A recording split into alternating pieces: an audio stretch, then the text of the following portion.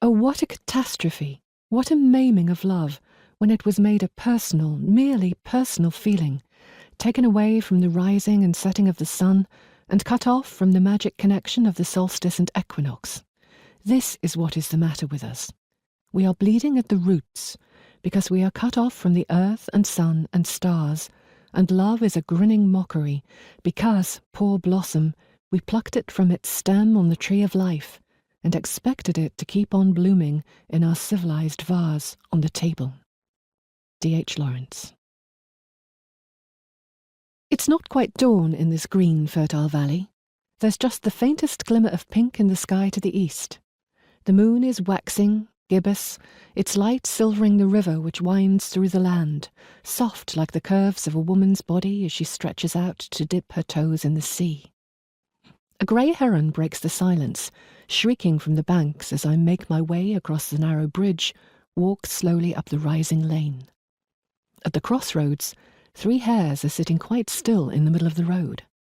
They scatter when they become aware of me, tails flashing white in the moonlight, then vanishing into the dark. Up I go along the stony, uneven track to the high bog, face to the Seven Sister Mountains, silhouetted now against a gradually lightening sky. I wind back along a tiny path to cut home across the fields, but first I have to navigate the ford, a shallow pool in a sheltered hollow through which a deep and fast-flowing stream can be crossed. The ford froths blood-red at the edges with iron precipitates, and I creep down to it carefully, half expecting to catch a glimpse of the Ban Ni, the washer at the ford, the old woman of legend who scrubs clean the bloody clothes of slain warriors. After all, this morning is Samhain, the old seasonal Gallic festival which marks the beginning of winter.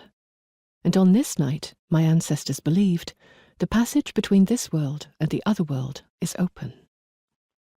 Behind the ford is a single clearly defined hill, a green breast rising from the soft contours of the land.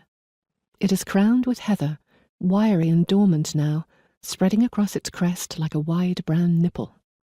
We call it a fairy hill, for these are the places which lead to the other world, the beautiful, perilous dwelling place of the fairy folk, the Sidhe, the people of the mounds. Once upon a time, inside a hill like this, Celtic women were transformed into the wisest creatures in the land. In the other world, wisdom is largely possessed by women, since they are the ones who hold the cup. The queen of the Sidhe decided one day to bestow that gift on human women too, and so she sent out an invitation to all the women of the land, asking them to come to her great hall beneath the hill on a certain date and at a certain time.